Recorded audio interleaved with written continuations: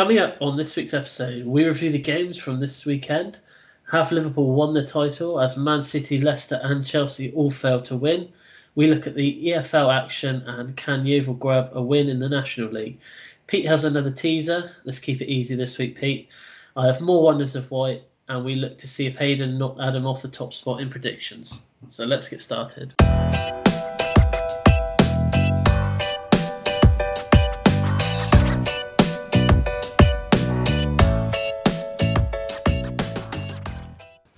Hello and welcome to episode 18 of View from the Sideline podcast. It's Chris here and Liam is back. Hello, Liam. Hello, Chris. How are you? I'm all right, thank you, Liam. Yourself? Yeah, not too bad. A little bit better result for us, so I've been a bit happier this week. Not me, mate, I'm afraid. Yeah. It's another sore one for me this weekend, but there is obviously Premier League games going on tonight. The Chelsea-Arsenal game is currently on the TV, so apologies if you hear some cheering or jeering. That will be me. Hopefully can bounce back and get the 3 points tonight. So we'll see how that one goes. I'm sure you'll know what the score is by the end of the pod anyway. So, Pete, please make this teaser very easy for us as you're currently 8 to our 4.5. So what have you got this week? Since the Premier League started, which player is Northern Ireland's top scorer in the Premier League? Okay. Northern Ireland scorer in the Premier League. Oof.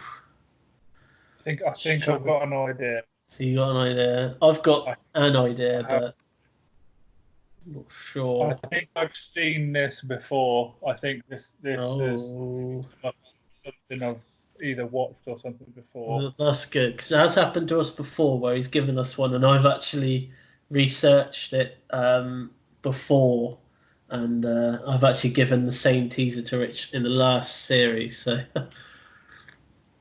it can happen. So hopefully I've not just completely blown my own trumpet and I have no idea now. Yeah, awfully wrong. So just an update on last week. Liam actually did get the correct score on the teaser, and unfortunately he was blindsided by me by telling him he should always add on a couple of points. So probably should go with what you're going to say this week anyway. So sorry about that. Apology accepted. It's fine. So we'll move into the Premier League review. Lots to talk about, but we'll start at probably what was the biggest game of the weekend, so the Liverpool Man United game. Again, obviously it's another win for Liverpool, despite, I would say, not playing at their best. I thought actually Man United played quite well in this one. I thought Fred and Matic had good games, but there was one talking point, which is the so-called foul on De Gea by Virgil van Dijk. I've seen it, and for me, I honestly can't see how a foul was given. His arms aren't in the air. He doesn't seem to be impeding De Gea that much, to be fair. And I don't know what you thought about it. Well, I am firmly in the goalkeepers' union, as you know. Oh no! But personally, I think he's got to be stronger there. Like you say, I think that's just two people going for the ball. I think he's got the advantage. He can jump with his arms in the air and catch the ball above head height. The fact that he's not been able to do that, I think, is probably more his fault than anything. I know Van Dijk's tall, but I think he does have to be a little bit stronger there. I can see why it's given. There's a lot of protection for goalkeepers these days, but the thing that confused me more than anything is he got booked for protesting that the goal had been given, and then the goal got ruled out, and then he's still on a yellow card. Yeah, I did think that when it happened. It made me laugh. I just thought that is because VAR looks at everything now. If you're a player, you are aware of it, surely, that if there is a contentious decision, they're going to have a look at it. There's no point in running up to the referee. It's just a stupid yellow card. I think the fact that he maybe demonstrated so much almost showed that he felt he was guilty. I don't. Maybe not. Maybe I'm reading too much into it. But for me, yeah, that's not a foul. Yeah, I didn't think it was, to be fair. And but like I said, I thought Man United played well, but obviously they get caught for the last goal. Salah, he's away. Daniel James can't really do much other than just keep up with him for pace. But a really nice finish from Salah. What about obviously the news that Marcus Rashford is probably going to be out for 7, maybe 8 weeks? A huge blow to Manchester United. Yeah, you struggle to see where they're going to replace him. He's been so important for them. Whether they'll try and get someone in January, I don't know. It's probably a little bit too late for that.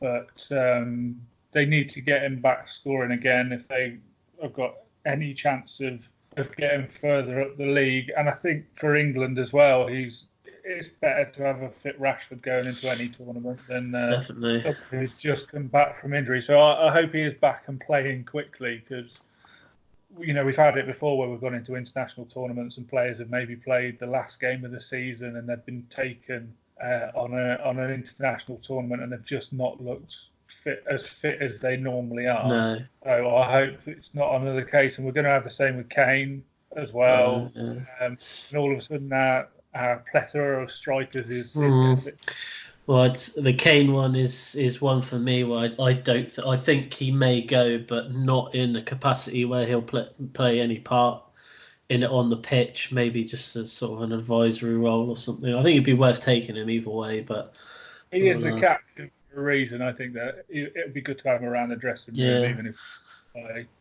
So obviously everyone's talking about it now. It was this the weekend that Liverpool, I think, can firmly say that they've won the title. 16 points, game in hand, don't look like losing. So I think if there was a slight hope for any team, obviously with the results that they went this weekend, I think it is all but over now. Yeah, I think it is. I think looking at the fixtures that Liverpool have got left, really you can only see them slipping up against potentially Man City. And we've said that once already this season, and they played Man City and, played them off the park, really. I still think they're going to go unbeaten. I think the title is basically in their hands. I think they can start celebrating now, really. It's such a big points difference. It's going to be one of the major collapses in world football if they don't win it from here. Oh yeah, no, I think definitely questions us if they didn't win it from here.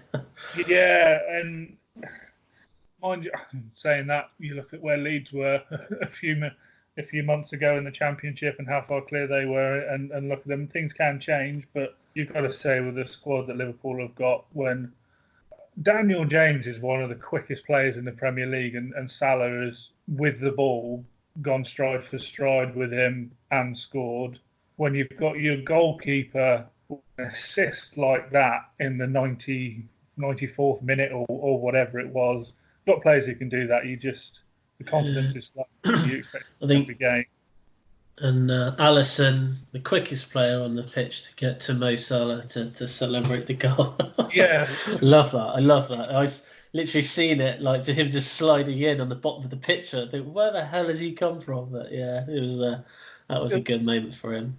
Brilliant. And on a couple of months ago when I was on here, I was mentioning that Ben Foster had more shots on target than Jesse Lingard. Well, Alisson's got more assists than Jesse Lingard this season. So I'm going on the theme of goalkeepers doing more things than Jesse Lingard can do. So yeah, that ticks my boxes. Brilliant. Well, we'll move on to the Man City Palace game. Strange one, this one that you wouldn't have expected Man City to drop points on, but I think the way that some of the games have gone for them this season, it's not really that surprising. But obviously, Palace taking the lead, then Man City equalising. Obviously, Aguero getting his 250th and 251st goal for them. But Palace, great build up for the Fernandinho goal. He put it into his own net. I have just got to stop you there because there is a penalty at Chelsea. David Luiz has been sent off. Oh no! He's just been sent off at Stamford Bridge. Oh dear. We'll come back to that in a minute. But yeah, like I said, Fernandinho own goal, a great point for Palace.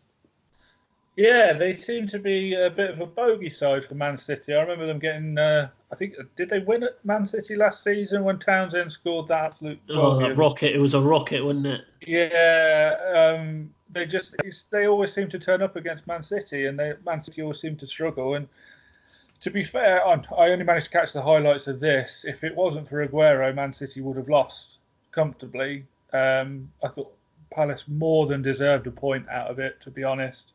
If it had stayed 2-1, I think they would have been very, very unlucky to have come out of it with nothing. They put a proper shift in. And it's just when you have Aguero in a side, you're never out of it, obviously. But how important has he been for them over the years? How many times have we seen them do that? It's going to be such a big loss for when I know that they've got the almost pinning their hopes on Gabriel Jesus, but he's not Aguero. I think they need to realise that as soon as possible, because when Aguero goes, it's not going to be good for them. They're going to need to find a world-class striker. He's missed a penalty tonight, I think, Jesus as well. So he's really full at the moment. But yeah, the defending from City's point of view, when you're reigning champions, obviously they've lost Vincent Kompany, who, although he was injured quite a lot towards the end of his Man City career, probably didn't play as much as he would have liked to have done. Do you think they need a centre half in January, or do you think they're going to wait until summer? No, I think they'll wait. They've got plenty of centre halves. I think to come back. But yeah, no, I think they'll be all right. I can't see him buying too many players, to be honest. I just think that with Fernandinho, obviously he's a great player. I'm not blaming him for the own goal or anything, but he is playing out of position. And you've conceded 2 goals at home to Crystal Palace, who aren't the most free scoring of teams. Maybe they will wait until the summer, but I really think they miss Kompany a lot, and I think they need his leadership more than anything. I think they need to look for a big centre half coming in January or in the summer. They definitely have missed Laporte. I think that's very clear to see. So yeah. Well, just before we move on to the Saints Wolves game, Chelsea did score that penalty. Jorginho scoring, and David Luiz has been sent off. So it's a really, really bad back pass from Mustafi. He's gone to kick it back to the goalkeeper. He's put no pace on it, and Abraham got past the keeper. David Luiz brought him down in the box, and VAR did look at it and agreed with the referee that he should be sent off, but not a great return for him back to Stamford Bridge. So, yeah. My fantasy league, Jorginho with a goal and Abraham with the assist, and they're both in my fantasy league teams. That's great news for me. We'll see how that goes now, but yeah, to be fair, if he hadn't brought Abraham down, Abraham was going to score anyway. So, yeah, so 1-0 that. We'll move on to the Six Wolves game. Yikes! To be a Saints fan this season, eh? You've seen some pretty decent games, but unfortunately, not all the results have gone your way. I have to say though, Adama Traore, week in, week out, putting in really, really solid performances. And one of my favourite players probably in the Premier League at the moment. Everything about that second half for Wolves was to do with him. But yeah, I don't know what your take on the game was. Yeah, he was brilliant. He was absolutely brilliant, and he showed flashes of it when he was at Villa. But I don't think even the most optimistic at Villa fans would have expected him to turn out into quite the player that he is. He's just when you've got that pace, it just worries absolutely everyone. And with Wolves, he's not the only player that can do something for them, because what suits him is Raul Jimenez just hitting the target every single time. Every time he gets half a chance, he seems to get on target. And he scored against Southampton. I think he scored the winning goal. I think he scored the final one. And he's a big player for them as well. They're just a great squad at the moment, Wolves. They just look.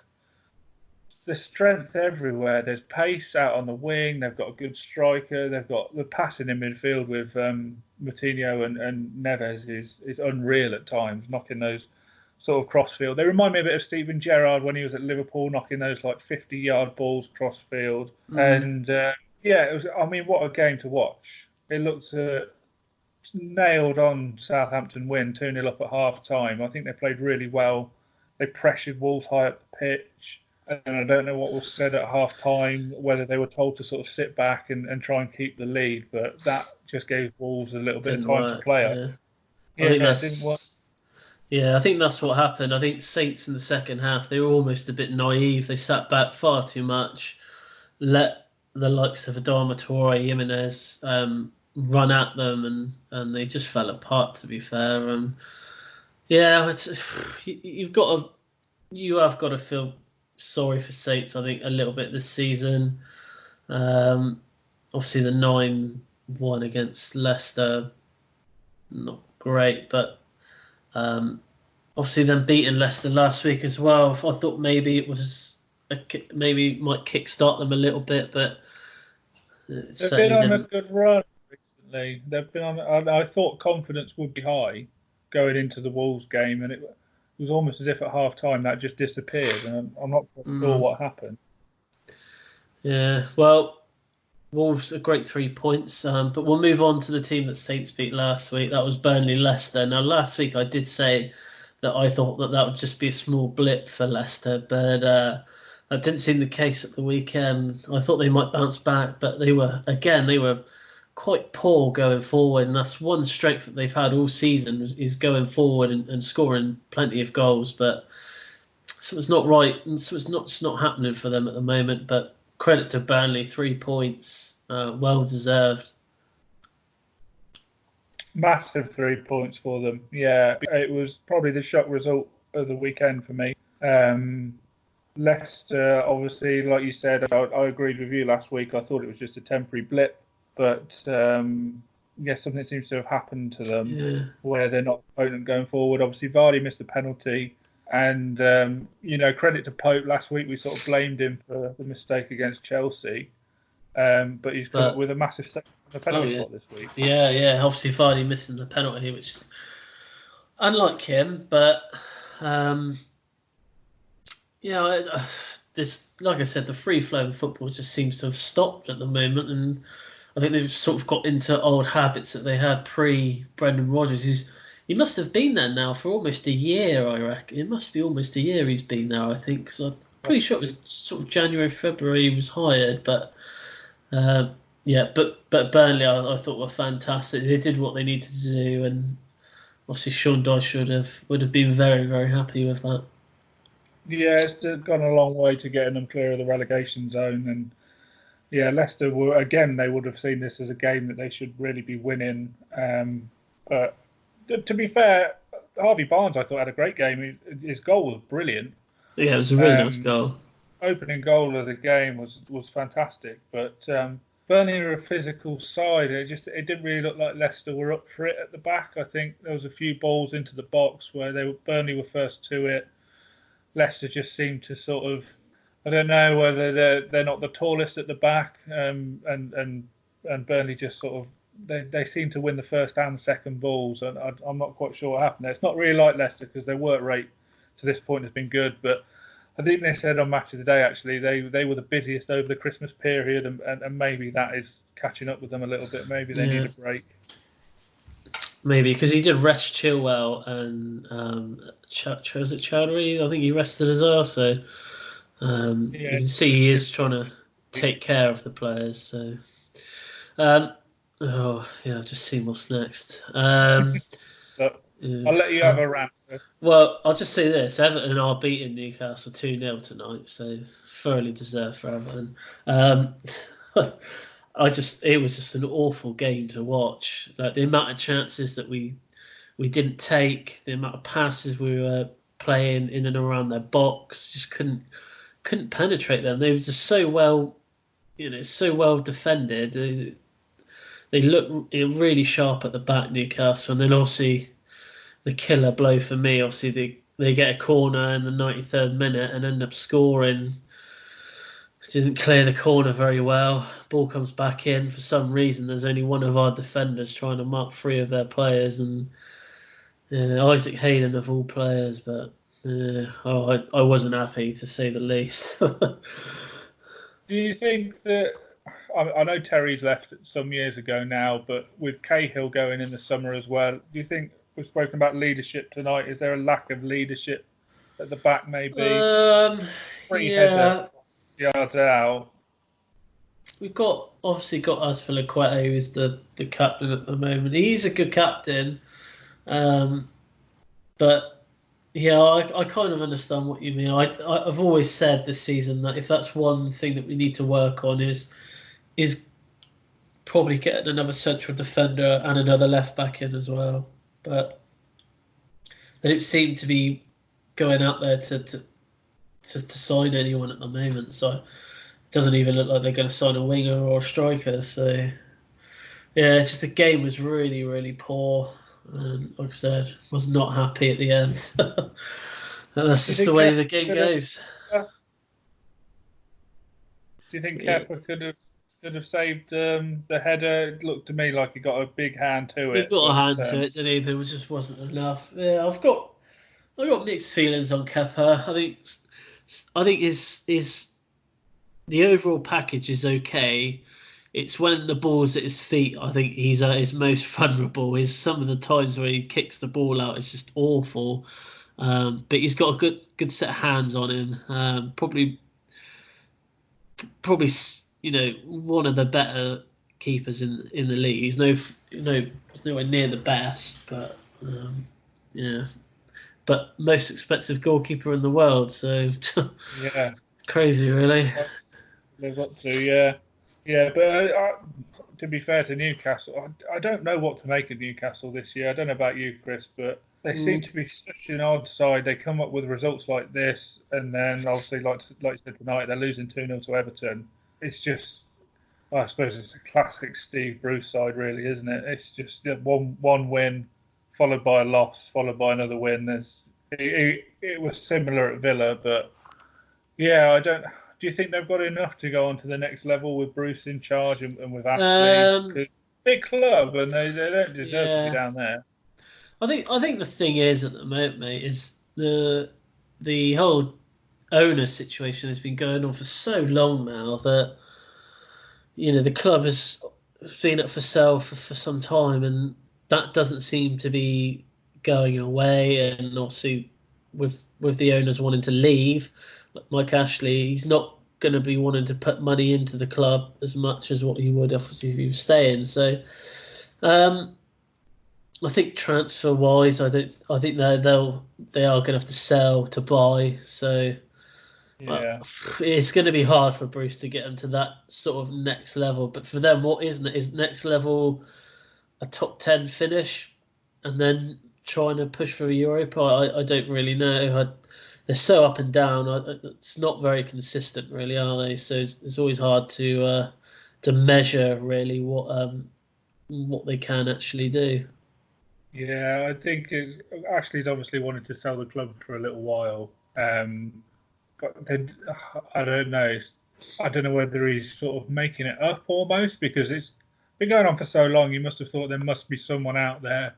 Yeah, you've heard of people wanting to take over, but it's just nothing's never come of it. So yeah. I'm not really too sure, mate, to be honest. Hopefully they get it.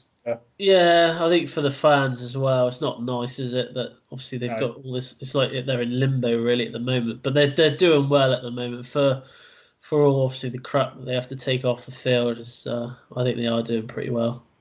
Yeah. So we'll go on to the Norwich Bournemouth game.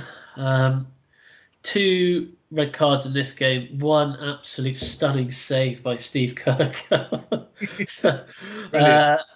Not really too sure what to make of that. Obviously, he's done it to save the goal, but at the same time, he's got himself sent off, and they scored the penalty, which ends up winning the game for Norwich. So I don't know. I don't know what he was thinking, really. Yeah, personally, I don't think he should have done it. I thought it was quite a silly thing to do, but I don't know what you thought about it. Yeah, I think maybe instinct has taken over. He's obviously on the floor and he's just seen the ball coming at him and just trying to keep it out any way he can. But yeah, it is daft. You'd obviously rather go 1-0 down with 11 men on the pitch than concede a penalty, get someone sent off. Yeah, they were. It's a funny moment, though. I mean, we're talking about it, and Yeah, it just definitely. really made me laugh. The game itself was really poor anyway. Without the red cards, we probably wouldn't have been talking about this game for probably another 10, 15 minutes. But the other red card was for Godfrey, his tackle. It was one of those. It was a bit like the Aubameyang one last week. At first, you don't really see it, but it was good to see the referee using the monitor on the side of the pitch, and then obviously overturning the yellow card to a red. Yeah, I think it was the right decision as well. Definitely, You've got to be consistent, and if you are going to send Aubameyang off the week before, then for me it was similar. Yeah, and I think it was a red card. And I do just want to stop there, Chris, because I do believe that Aston Villa just equalised against Watford. I believe Douglas Luiz has scored, which, for a team without a striker, it's good news for me. So I'm back in it. But yeah, I think the notes I made from this one were really about the big trouble that Bournemouth are in. Yeah, this is bad. It's bad news for them as well. Really bad news. And I thought, with Steve Cook, the daft thing is he's now suspended for 3 games, and he's going to be a huge loss. Like he is their main centre back, and he's going to be crucial. I think we've got them soon, and that is a 6th point this season, if ever there was one. So we're going to need all their players. But good win for Norwich. If they use this as a catalyst to go on and get a few more results, they may have a chance of staying up. But I don't know what they look like 2 sides that were in really big trouble to me. I said that when after Norwich got the win at Man City, I said that they'd use this as a pillar to go on, and they haven't won since. So yeah, but Bournemouth are now in big trouble. But one team that aren't in trouble anymore, or haven't really been all season, Sheffield United. Picking up a really, really well-earned point here against Arsenal. But Arsenal not in the finest of forms at the moment. They just can't seem to get a decent rhythm going, Arsenal, can they, of results? It's just either draws or losses for them at the moment. And, it's not great, really, if you're an Arsenal fan. But if you're a Sheffield United fan, on the other hand, your team are in, top 7, top 6. And you got players all over the pitch that are working at sort of 110% every game. Like that, is it? It's John Fleck, isn't it? Who scored the goal for them? Like, what a player he is! He's been one of the players that's been with them as well since League One as well. I saw so. He's been brilliant, and they picked him up from, I think it was Coventry, for next to nothing. And you can say the same about a lot of Sheffield United players. I know that Ender Stevens is still playing for them. I think he joined from Villa for hardly anything, and Lundstrom's been there since League One. And the amazing job that Chris Wilder has done, that I actually did fancy them to get something out of this game. And really, I'm looking at it now and thinking it was a good point for Arsenal, because they've drawn against the top 6 side, and they are in the bottom half. The notes I made were that Arsenal have won 6 games this season, which is actually the same as Villa, and that's just astonishing, really. If someone had said to me, 25 games into the season or whatever, you'll have the same wins as Arsenal, I'd have snapped their hand off, thinking we were looking at European football. But yeah, I mean, I don't know what you think, Chris, but obviously Aubameyang and Lacazette are Arsenal's outstanding players at the moment. Do they wait for Arsenal to pull this round, or, with Martinelli coming through and looking like a bit of a talent, do Arsenal just say, right, we're starting from scratch, we'll get rid of bigger players? The main thing, what happened is when Arteta took over, I did say that Arsenal were defending a lot better, but they have really slipped into bad habits again in the last 3 or 4 games. They're just really poor at the back. They give the ball away so much. So I'm watching it now, and every time they've got the ball at the back. They just really don't look like they know what to do with it. And, obviously, Aubameyang's not playing today, but obviously Lacazette is. But he's just wasted up there at the moment. Obviously, where they're down to 10 men as well, they've lost another man. They've put Holding on as well, so they've lost another man in midfield. So, again, I don't think they'll get any money. I think they'll have to sell to buy if they're going to do it this month. But going on their league performance, are they going to be able to sign that sort of world-class player that I think they desperately need? Yeah, well, if you were Aubameyang, what do you think you'd do? Because I'd be banging on the door to leave. You'd certainly be thinking about it, wouldn't you? Yeah. I think you'd see how it goes this season.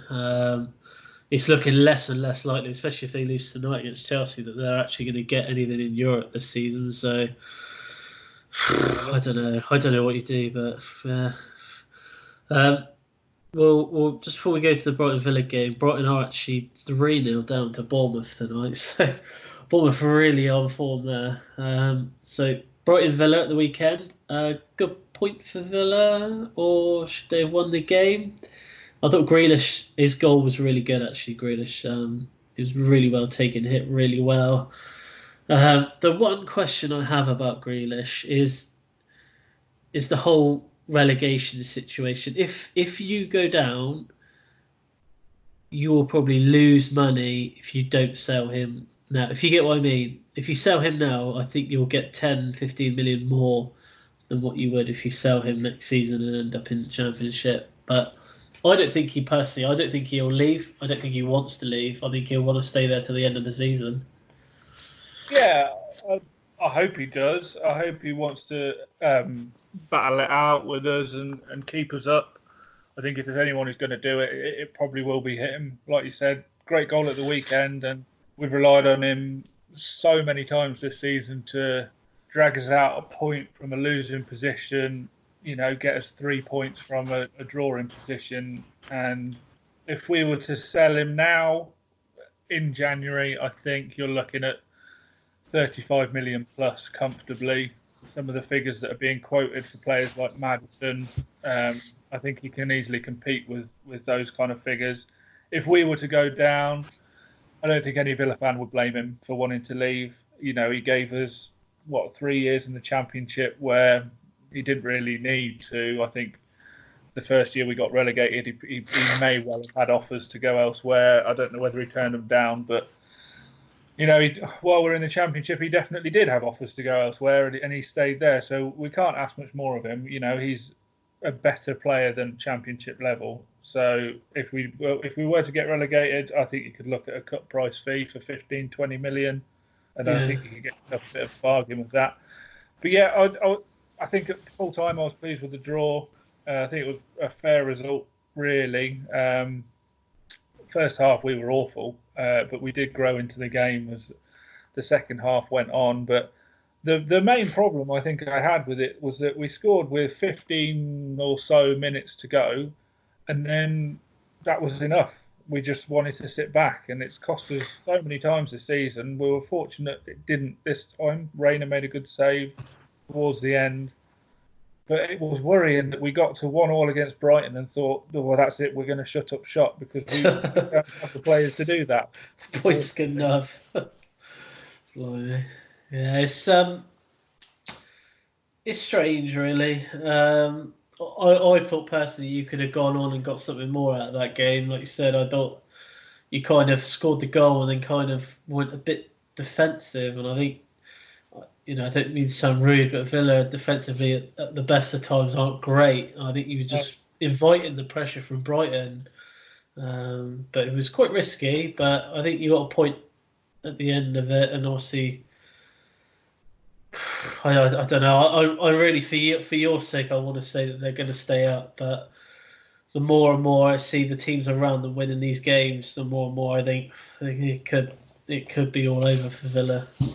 Yeah, I think the teams around us are all either hitting form now or they've had their run of sort of 5 or 6 games unbeaten, and it's got them out of it. Like Southampton were in deep trouble and then they went on a good run, Newcastle were in trouble, and then they went on a bit of a decent run. I think the only team yet to have that run are obviously Norwich, who are below us, Bournemouth, who are winning tonight, and West Ham.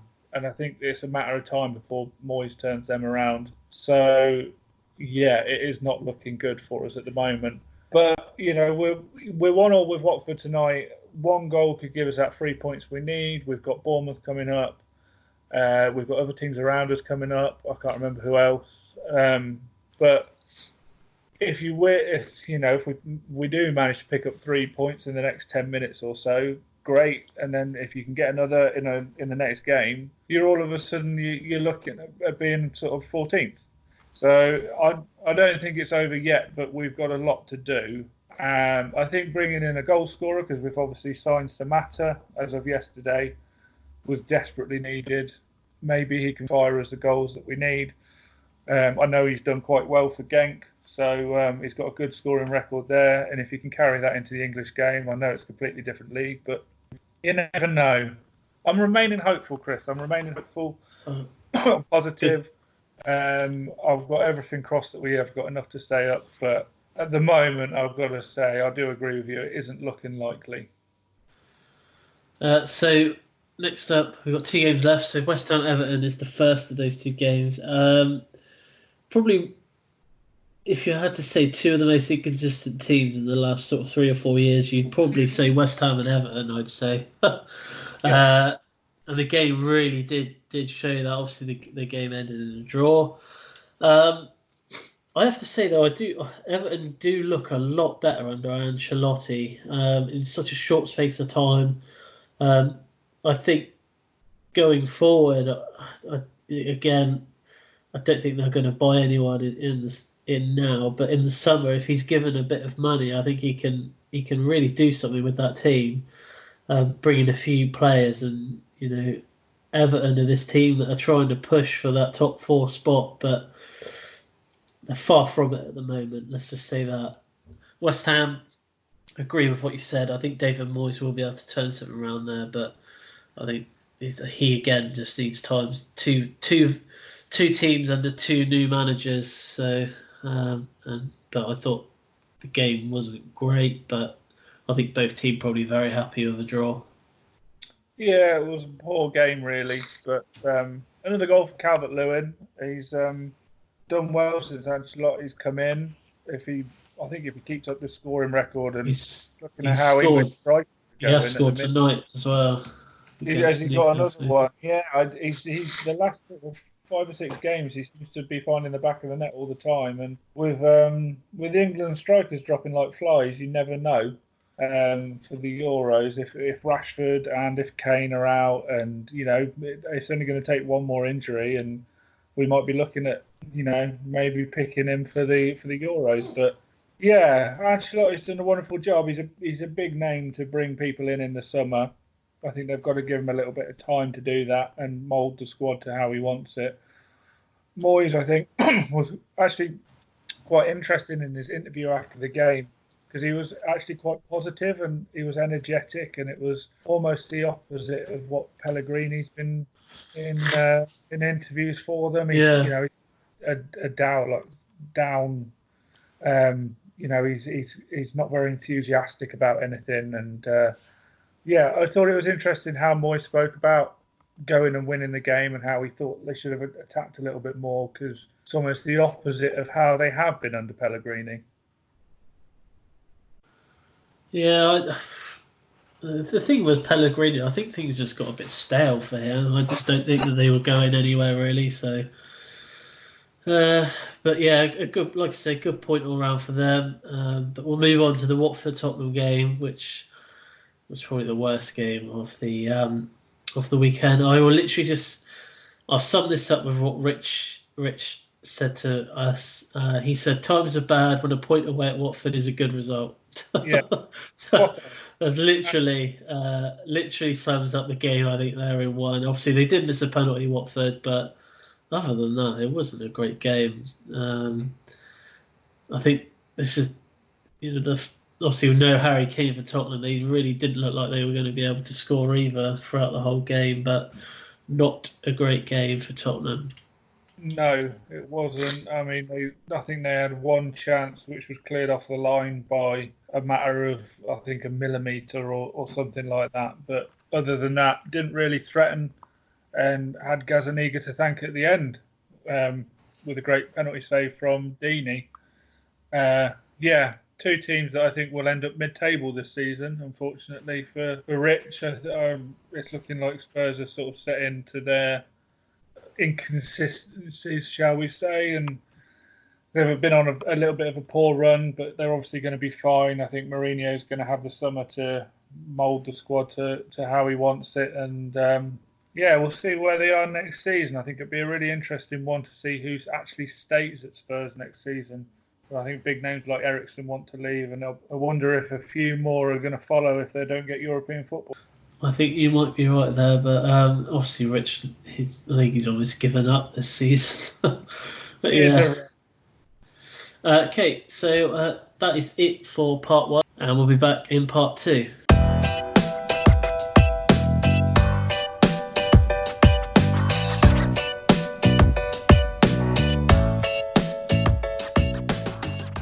Hello and welcome back to part 2 of this week's podcast. We're going to go straight into the Football League review, and Liam's going to be doing Championship and League One. Yeah, so West Brom stayed top despite not playing until last night. They actually ended up losing to Stoke in the end. I had that down as a banker of a win, but they're still top by a point due to Leeds losing again. They lost 1-0 to QPR, and they're now only 4 points clear of third place. The other big news for Leeds was that Phillips got a red card, so he's going to be suspended for 3 games, and that could be a huge loss for them. Fulham, Brentford, Forest and Swansea make up the remaining playoff places. Nottingham Forest beat bottom club Luton by 3-1 on the Sunday. Swansea beat strugglers Wigan, coming from behind to win 2-1. That's 27 points lost from winning positions for Wigan this season. So that's huge for them and a main reason why they're struggling.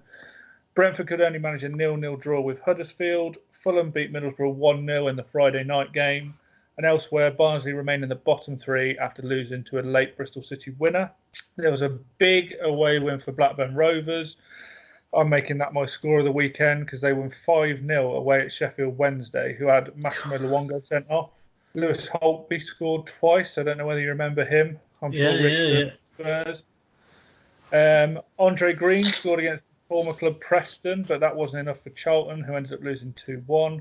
Millwall beat Reading by 2-0, and there was a 1-1 draw between Birmingham and Cardiff. The only thing to note really in that game was that 16-year-old Jude Bellingham was on the score sheet again for Birmingham City. Into League One, and Rotherham keep up the pace at the top by beating Bristol Rovers by 3-0. Wycombe bounced back from their 4-0 defeat last week against Sunderland to remain level on points with them. They beat Rochdale 2-1. Sunderland crept into the final playoff place themselves by beating MK Dons 1-0. The other playoff places at the moment go to Ipswich, Coventry and Oxford. Ipswich beat struggling Tranmere by 2-1. Coventry got a great away win at Doncaster by 1-0, but Oxford could only manage a draw away at Gillingham. At the bottom, Bolton's troubles continue after they lost 1-0 at home to Portsmouth. But congratulations to Sol Campbell, who finally picked up his first win as Southend boss, 2-1 away at Accrington Stanley. The other game saw Fleetwood and Shrewsbury play out an entertaining 2-2 draw, and AFC Wimbledon shocked Peterborough by beating them 1-0. Lincoln also beat Blackpool by the same scoreline, and that's up to date with the Championship and League One. Okay, so League 2, top of the league, Swindon went down 2-0 against Newport. So they are now level on points. So with a game in hand is Exeter. They're in second. They beat Grimsby away by 1-0. Whilst Crewe are in third, they also won 1-0 against Cheltenham. Plymouth were up to fourth as they beat Mansfield 3-1, and Bradford drew 2-2 with Scunthorpe. Bradford were 2 up in that game but ended up drawing. Northampton rise to sixth. They thrashed Morecambe by 4-1. And in seventh just is Cheltenham, obviously after they lost 1-0. At the bottom, Morecambe are actually now bottom on goal difference. Obviously they lost 4-1, as I just said. And Stevenage actually managed to beat Cambridge away 4-0, which is those sorts of results for Stevenage have not come easy. So, great win for them. That lifts them off the bottom. In the National League, Yeovil have actually slipped to third this week. They drew 2-2 with Hartlepool. Yeovil did, however, finish the game with 10 men after Reece Murphy was sent off.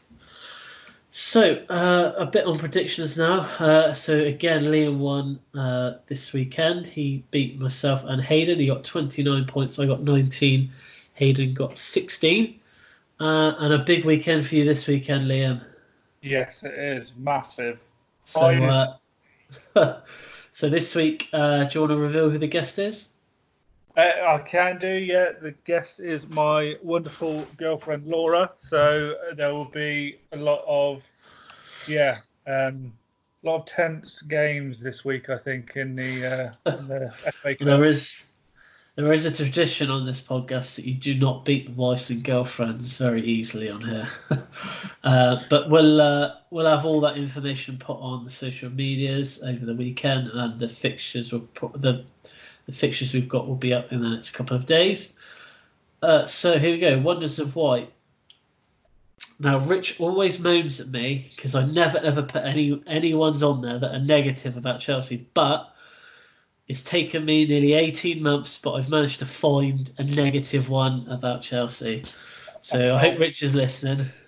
So Kepa has the worst save percentage of any goalkeeper in the Premier League. In fact, out of the 132 goalkeepers in the top 7 leagues, he ranks 127th in save percentages.